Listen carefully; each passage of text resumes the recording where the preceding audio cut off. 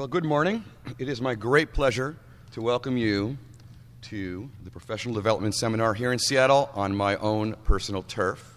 Now in our 9th year, the PDS is still going strong, and the need for the type of solid nuts and bolts information that we work so hard to give you is more needed than ever. Today's program is tightly scheduled and brimming with information. The first part of our morning will be niche marketing with our panel members Emiko Oye, Hilary Pfeifer, and Deb Stoner. We also would like to thank our sponsors, the NEA, National Endowment for the Arts. They have been very generous this year in funding the Professional Development Seminar. And MJSA, who has been a perennial sponsor of the PDS for many years. Here at the PDS, we always have our eyes open and our ears to the ground, looking and listening for new ways to market the work that we all make. Whether you are a production artist, or a one-of-a-kind, or a custom maker, the key to selling and supporting ourselves is to find the sales venue that works. In looking at work and at makers, we began to see that there were some who were marketing in a very specific venue, targeting specific markets. Some find an effective new stage on which to present the work that they have already made and are making. Others have found a market that was underserved and have designed specific work to fill it. And there are makers who have found something that already exists in their lives, a hobby, activity, an affiliation, and levered it into making and marketing and used it as an opportunity. This is niche marketing. Here to introduce our first speaker is Bridget Martin. I'm here to introduce Hilary Pfeifer. She's an artist she works into distinctly different, though related artist personas. She likes to describe herself basically as a craft-influenced sculptor whose work happens to be on 2 different scales. Hilary's large, often room-sized installations have been shown at the Museum of Contemporary Craft, the Fuller Craft Museum, and at a number of galleries such as Velvet Da Vinci and Siena Gallery. The other side of Hilary is decidedly practical and playful. She creates figurative sculptures for everyday celebrations, such as holidays or weddings. Hilary started to become interested in these pieces about 10 years ago when she made a little nativity set for her mother, which a lot of people really liked so much that Hilary started to create additional small sculptural pieces, which all sold in a snap. When the economy changed, Hilary started to think about finding additional commercial applications for her very popular work, and the idea of personalized wedding cake toppers was born, and it became one of her largest markets. Hilary says that 2 things are really important to her: good design paired with affordability.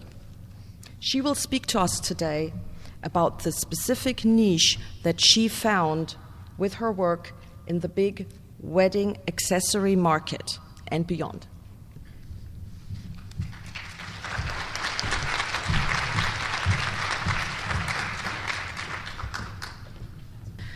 Hi, I just wanted to start by just rushing through a bunch of the work that I'm better known for in this group of people, just to also show how connected they are. I use the same materials, basically, wood primarily, although I did get my degree from Oregon College of Art and Craft in metalsmithing, and I also studied furniture design when I was there, and my goal was really to come out with the largest skill set possible of learning how to make things. I'm definitely a mixed media maker, and I've taken classes in almost every craft and fine art medium you can, and I use all of them in my work. It's been primarily installation work. A lot of my larger scale shows will take me up to 2 to 3 years to realize, from the grant process through to making the work to seeing it happen. And this is the work where I get to have an opinion and make a statement. Usually it's about the struggles between humans and nature and the humor within. This is from Exhibition in Motion in the San Francisco SNAG conference. This is an installation I did a few years ago. This piece will be tonight's Exhibition in Motion.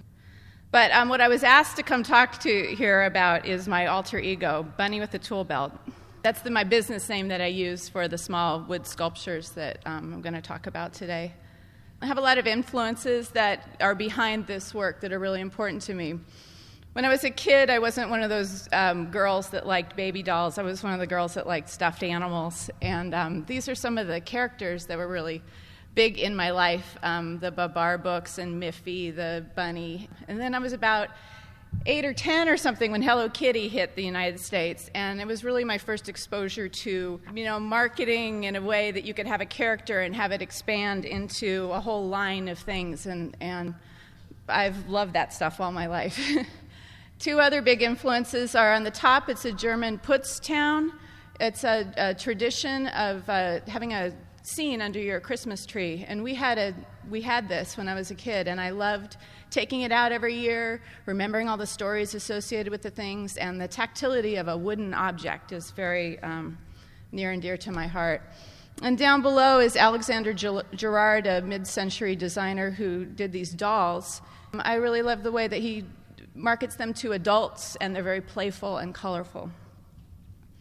So this isn't the first nativity set I made, but it's kind of shows the progression between my more abstract work and these pieces where you can see all the main characters, but they're not very figurative. But as I went on, I got to be a lot more figurative, bringing in animals again. This is one of my favorite customers. Every year she gets a new piece and her mom takes a picture and sends it to me. And then I get to use imagination, bring that Hello Kitty as part of what's called kawaii culture in Japan, of cuteness, a culture of cuteness. And so I love being able to bring humor and playfulness and cuteness in when I can. My little guys, they're all pretty small, like handheld kind of, and some get more elaborate.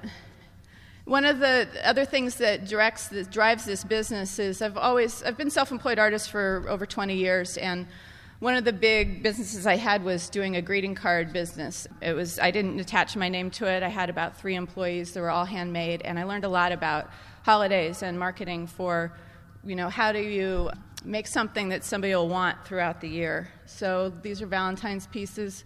Christmas, here's humor again, and I love figuring out ways to bring my own personality into, like, what would I want to display in my house for a holiday?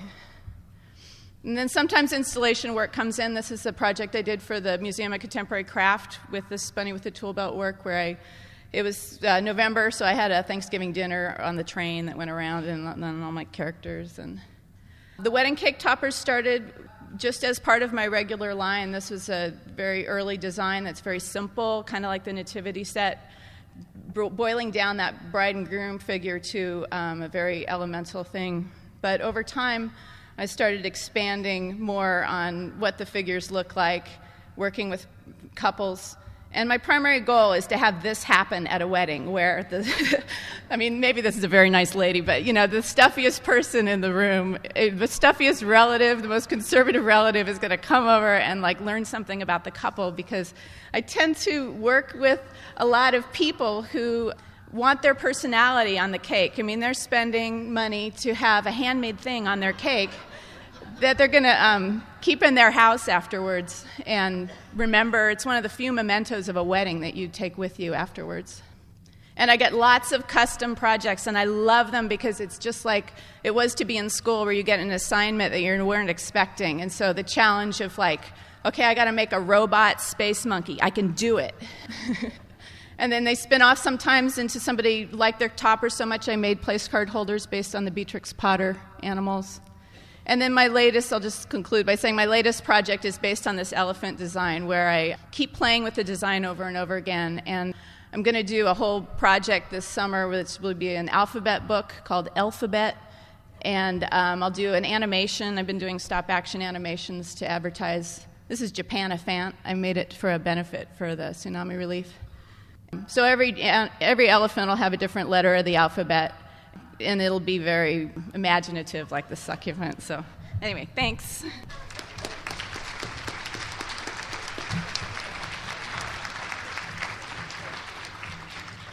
"13 years ago, Emiko Oye walked up a very steep hill. a mile and a half in the pouring, cold March rain to come to an interview to be my studio assistant. This walk was a testament to her hard work and creativity and effort. Several years ago, Emiko started working with Legos. The children's building blocks. This has become her chosen material. She has explored her material and exploited her niche market, making everyday accessories to extravagant necklaces. EOwear is her more modest, urban line of jewelry and accessories, while her neck pieces are reconstructed images of gem-encrusted necklaces, the likes of Harry Winston and Haute Couture. Visibility for her work includes Flickr and her website, along with DIY forums like Ready Made magazine and Maker Faire. It also includes 500 plastic jewelry and museum exhibitions. Please welcome Emiko Oye.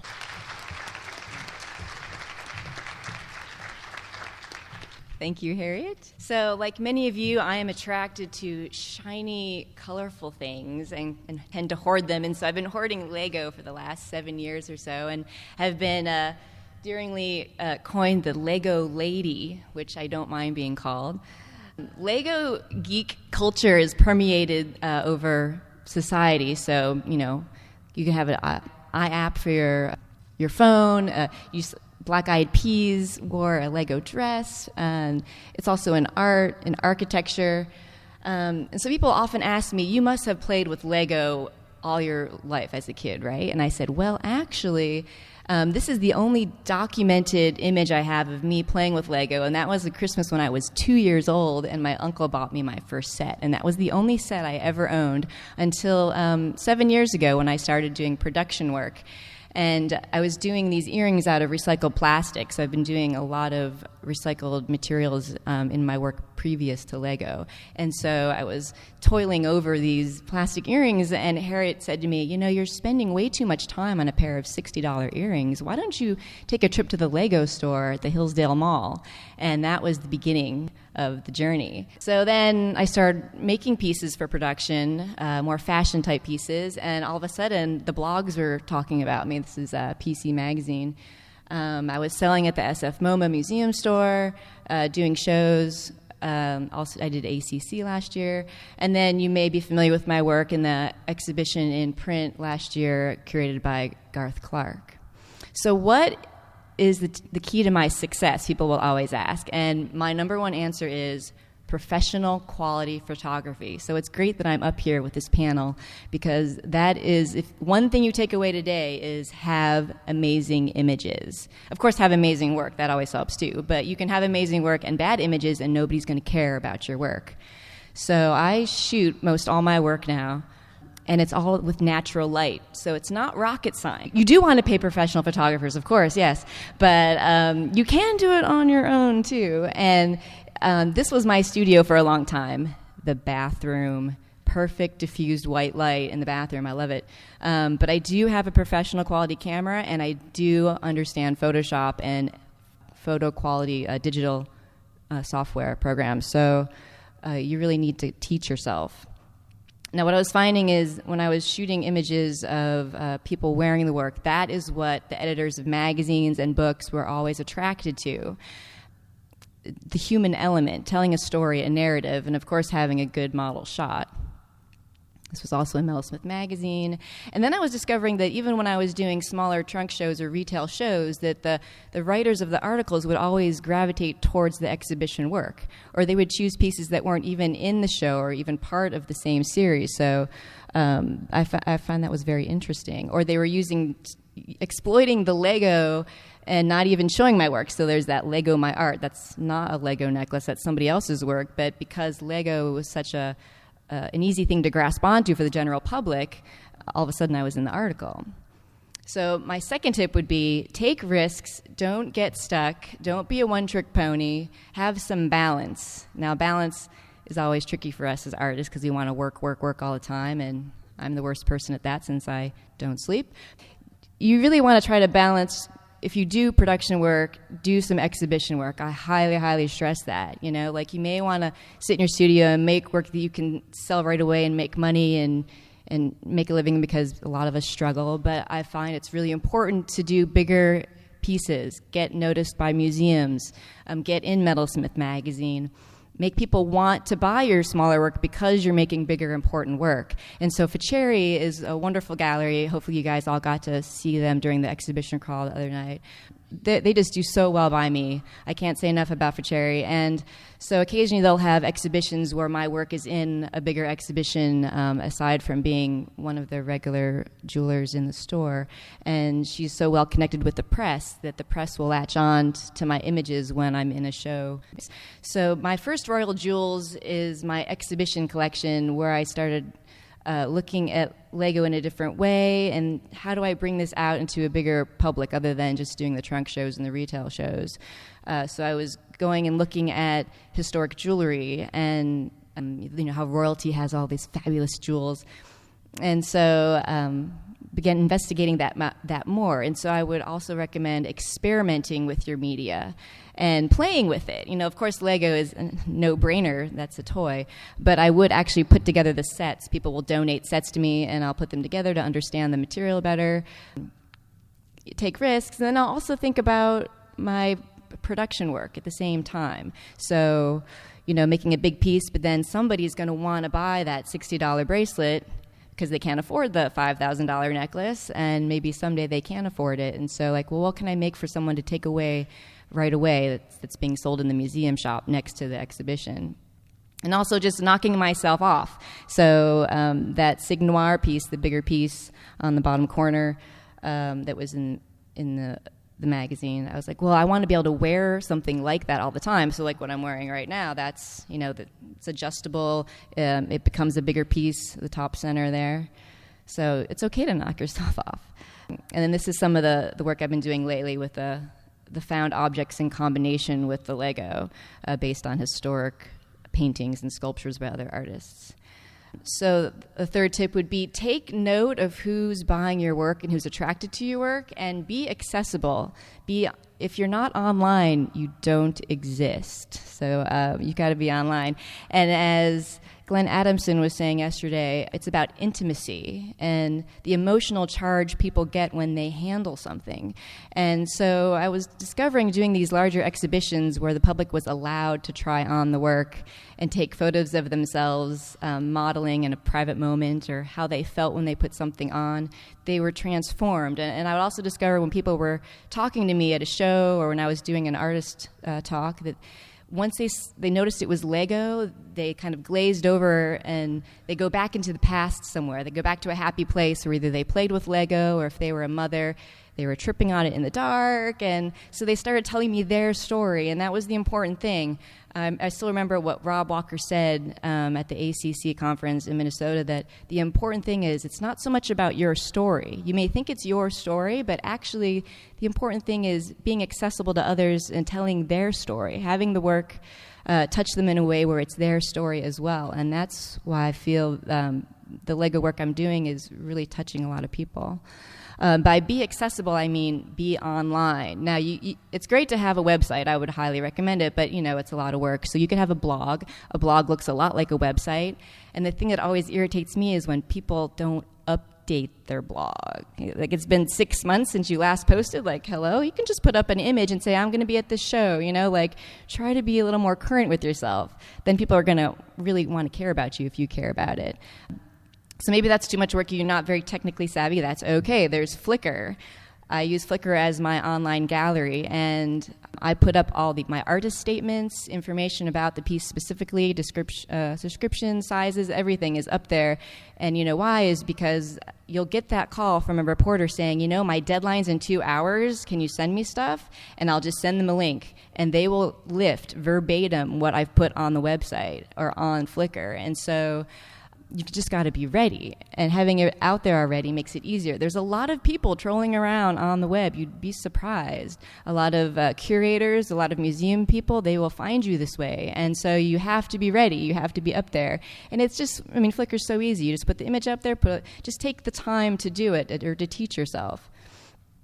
And of course, there's social media. And I was discovering that my niche client were moms because of the Lego. You know, it wasn't the 20-somethings, the 30-somethings. It wasn't my generation. It was mothers and grandmothers, and of course, guys and boys and kids, of course, would drag their parents over and convince them to buy something. But I found a lot of the moms are on Facebook, and so I'm like, it can't. You know, I resisted Facebook forever. I was like, I'm not going to do it. But then it's like, okay, I'll do it and use it just strictly as a business tool. And I would highly recommend people think about that. Or, you know, Craft House. We've got Bridget up here. You've got to connect with your own field, too, you know, because you never know who knows who. That's just the thing. And then there's Etsy. Now, while I don't sell the majority of my work on Etsy by any means, maybe it's 15% of my income comes from Etsy, it's who finds me on Etsy. But the press is all over Etsy. People will just type in, I'm looking for something geeky, and so geekery is one of my tags. You know, tagging your work is important so that people who are looking for something for, you know, their magazine can go, oh, well, there's that person doing that work. So Ready Made Magazine found me on Etsy, and that was a huge coup. I got a print article being kind of the authority on Lego, and also a wonderful expanded online article. Again, she lifted all these things that I put up online and kind of surprised me. The other tip would be ready, set, go. Opportunity is out there, and if you are ready, you will win the prize, basically. So I'm always ready with my line sheets to send to a potential buyer. You just never know. And so Martha Stewart came calling one day, and I was like, oh my God, Martha Stewart, I have to have something really special for her. So I made a special press kit for her out of Lego, because of course it's Martha. It has to be extra crafty, right? Also, I had this cover story for the ACC show last year, and the photographer was coming over, and I said, you know what, I'm just going to put down all this work on the table, have it ready for her just to come in and shoot it. And of course, she used the shots and put them on the front page of the Chronicle, and I couldn't be more pleased. And that's because I was ready for her visit. So you just got to be ready. The last tip would be get involved in your community. I can't stress that enough. We all love to sit in our little holes and make stuff until we go blue in the face. But you really have to get out there and connect with the greater community, because that's who you need to educate about your work. I've discovered the Bay Area Lego Users Group was in the Peninsula. And, you know, there's a picture of those guys. It's mostly older guys and kids. But, of course, they love me being, you know, the sparkly woman in the group, and they're very helpful. And so I was able to actually show my work in the Lego store. How crazy is that? And at Maker Faire as well, they have these huge train sets, and then there are my jewelry pieces kind of standing out among the crowd. I also do workshops with my friend Shauna Astracan. I call it Accessorize with Toys, where we go out and at Maker Faire and these different large craft fairs, Renegade Craft Fair. We also do arts organizations where we bring recycled toy parts and game parts and educate people about reuse and making, and have kids and parents sit together and actually make something together and problem solve, and, you know, put the TV away for a minute and really think about the objects around you. And you don't have to buy new, because, you know, we all complain about, well, why doesn't anybody care about craft or know about it? It's like, well, you have to want them to care. You have to get them involved, like, again, touching things, being intimate with making. These are just some of the places I've done these workshops and the range of people. And one thing here, this last thing, there was a Foraging Communities. I am the co-president of the Metal Arts Guild of San Francisco, and we would invite you all to come down to our one-day symposium on November 12th this year. Thank you very much.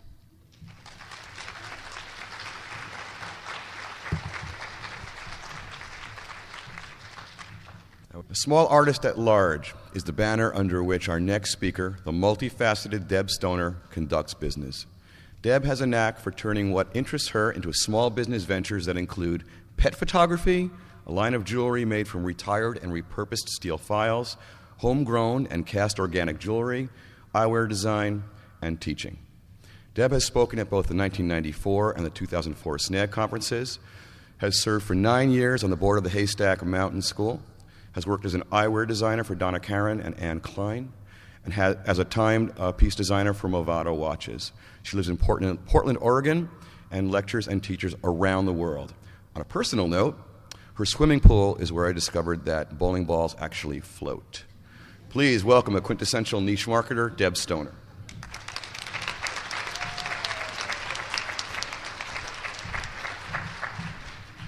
Thanks, Andy. Well, if you know my work at all, you may know it as this line of cast jewelry that I show at Taboo Studio in San Diego. I grow plants in my backyard with my husband, and I pick them at the perfect right stage, and then I cast them, and I make this jewelry because I love it. And if you see what the line that goes through my work, it's that I make it because I dig it. This is jewelry that I make from old jeweler's files. I've been making this stuff for about a dozen years, and it came from an observation that these old used files had so much life left in them as something that jewelers would really like. And they do indeed. So I use old rings that I find, especially at places like Maine and those old tool barns. They're just beautiful pieces, and I turn them into jewelry. If you know my work from previous SNAG conferences, you may know me as Deb Stoner, that gal who makes eyeglasses. And that's because that's my niche. That's what I'm known for. I've been doing eyeglasses for about 20 years now. I started making them because they were the most interesting project I'd ever come across, mostly because they were so difficult. When I first started making the eyeglasses, it was to investigate something like, how does that hinge work? What is that thing? How can I make it fit on your face? How can I get those lenses to invisibly sort of hold on to a frame? Here's one where the lenses are just sort of floating. How can I do that? Well, you can solder two pieces of tubing together and create a groove and then make a beveled lens that fits into that groove. So I was looking at parts that other people had made and then trying to make my own innovations. I was always interested in materials, like what happens if you take a piece of wood and make your own plywood and try to make a pair of eyeglasses out of that. So my work was always about investigating a function or a material and then seeing what you could do with that. And how do jewelers work with materials that's different than maybe the industrial world does? We can do things like forge 18-karat gold and make beautiful forms. Investigate things like the idea that the form of the perfect metal, 18-karat gold, can go very, very thin and be functional as a pair of eyewear. This is a frame that I made as a result of taking a class at the Haystack School a long time ago. I was studying with Susan Hamlin, and Susan was teaching a class on how to make mechanisms. And so the mechanisms we were investigating all went into this frame called ball and socket. Temples are useful when they go, 8 or 9 degrees. These go 360 degrees. There's a bubble or a ball that goes back and forth to keep you level, and the little nose pads are held on springs. For a while, I was investigating what happens to what looks like a line drawn in space, and so 16-gauge steel was a perfect material for that. This series of work was called Might Have Been a Coat Hanger because it was unadorned steel doing what it did best. It had a coil right at the place where it needed to bend.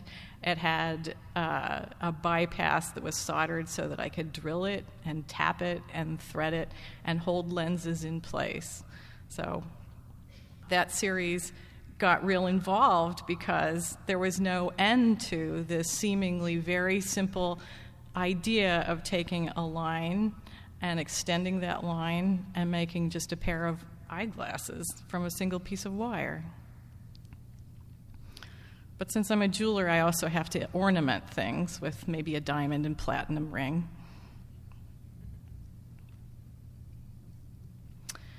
At a certain point, my work was noticed, and so I thought, well, maybe I could teach a class.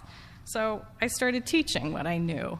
And teaching what you know is a terrific way to really find out what your niche is and to become known for being the expert in it. So I advocate that you try to become the expert in what you think that you're doing. So I investigated eyeglasses from a historical point of view. This first class at Haystack was a 3-week think tank. I knew a tiny bit about eyeglasses. When I left that place 3 weeks later, I ended up knowing and realizing that students were amazing resources because they could do things that I would never think of. So I was lucky enough to work over the years. I've taught this class, I think, 100 times. And it's a class that I teach called Making a Spectacle. And it allows me to present a workshop of information, and by now a huge body of slides of work that other people have done and have made everybody's collective brain really big. Here I am teaching in New Zealand with Brian Adam, who's that other guy from the Southern Hemisphere who makes eyeglasses as well. And as a side note there, it helps if your niche is extremely focused and you don't have much competition.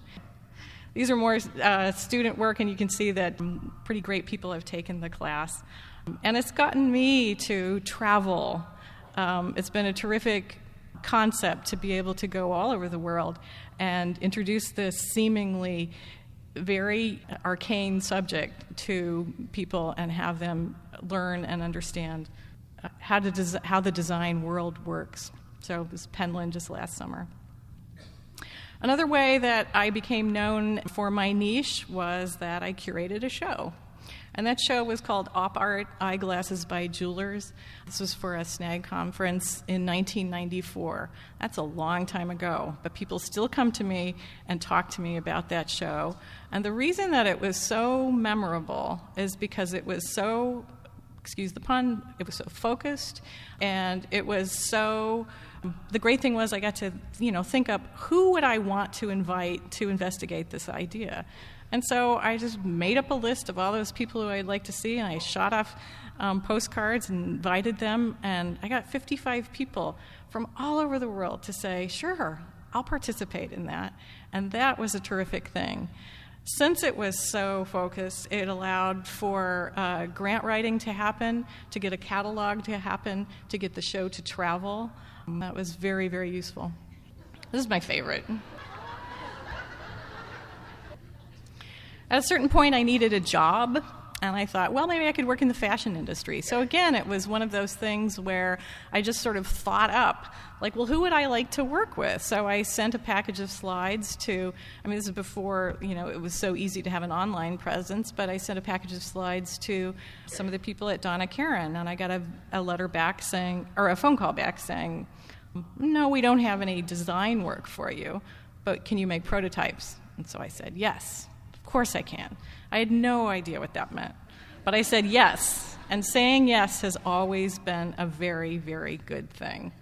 Saying yes meant that I could take a thumbnail sketch that they would send me, and I could make a prototype and send it back to them on time, under budget, and have them be thrilled with the work, and it meant that I got work for a very long time. Sometimes they would send an idea like, we want to see something in stainless steel mesh, so I would make these welding goggles for fashion models. And for me, it was about investigating the form. I wanted to see what would happen if I would fold stainless steel mesh and try to embed it in this plastic that was a terrific material to work with for the eyeglasses. Here they had an idea that they used the term forging. Well, I knew what forging meant, but I'm not sure that they really knew what forging meant. And so I could show them what forging meant. And even though these frames didn't always end up as made in my prototype, they would end up maybe in a shoe buckle or a purse latch or some sort of thing that informed the fashion line's ideas. It was also terrific to be able to have the freedom to actually get into making things that may not actually be made, but variations would be made. And it would be made by someone else in mass in a way that I never could. So it was terrific work. Sometimes they would have what seemed like ludicrous requests, like, okay, you made that one really great prototype. Now make 7 of them because we have to have them on fashion models on the runway. Or maybe they would end up in a big magazine spread, and I could look at that magazine spread and I could know they didn't use the manufactured piece, they used that piece that I made in that screw. I was always in the back of my mind doing my own work as well, and I think that's really important and has kept me interested in the topic. Here's a line of titanium eyewear that I make with my jeweler saw. Those of you who work with titanium know how difficult that is. Titanium wire frames that I'm just really investigating. How do you put things together in an innovative way? That keeps me interested. It keeps my teaching fresh as well, because if I teach people how to make a hinge by showing them this is the only way to make a hinge, that's not very interesting. If I teach them, here's how to think about how a hinge works, that becomes really interesting. So like Andy said, sometimes hobbies turn into your career moves as well. This one is interest in photography. I had a darkroom set up, and I started taking portraits of people. And one of the things that I started taking portraits of was people and their pets. And that became something that the pets became way more interesting than people to me. So I started just really throwing myself into the photography. It had always been an interest, but it became sort of I could make a business out of this. And so it's a small side business, but again, it's something that I'm passionate about. I was working with black and white film and doing my own printing. And then at a certain point, digital took over. And when digital took over, color got introduced into the mix, and that became really interesting. And at a certain point, I started paying attention to cats, because the dog market was overrun. Other people were doing dogs, but nobody was doing cats. So I'm doing cats. Nobody sees cats this way. So my idea is always to think about, what can I do next? And I'm not sure what that is. Thank you.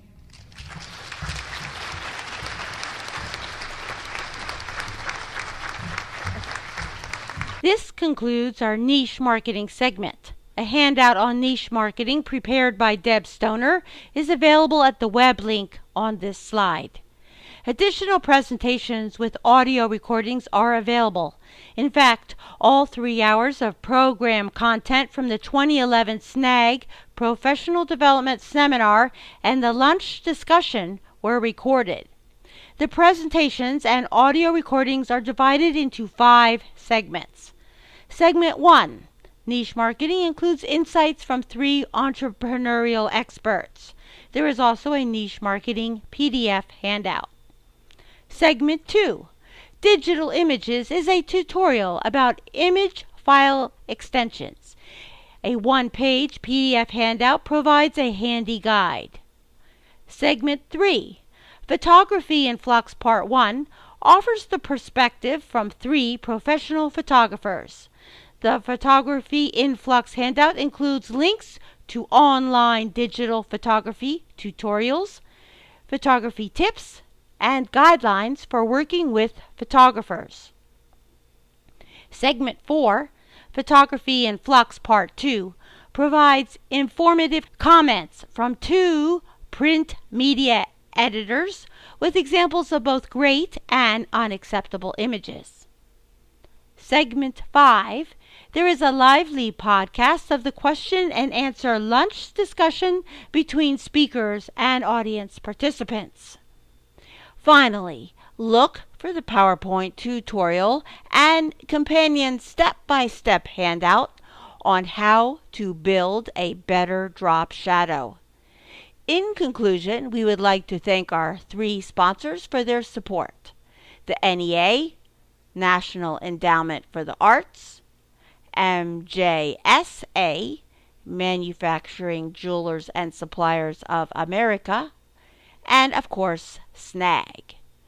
Use the links on this final slide for updates throughout the year and to find out about upcoming programming.